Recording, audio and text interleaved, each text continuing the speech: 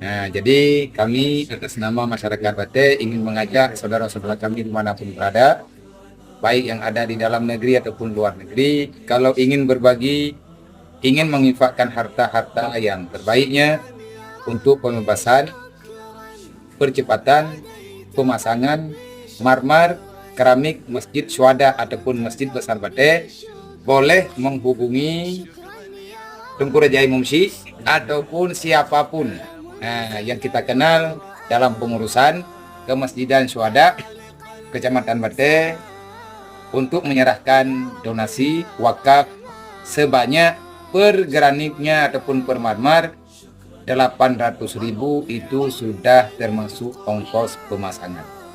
Sisa leher tuh 50 negeri berleu รื่องleher tuh yang hina pek. Nah, insyaallah taala tamu doa berbagai selesai.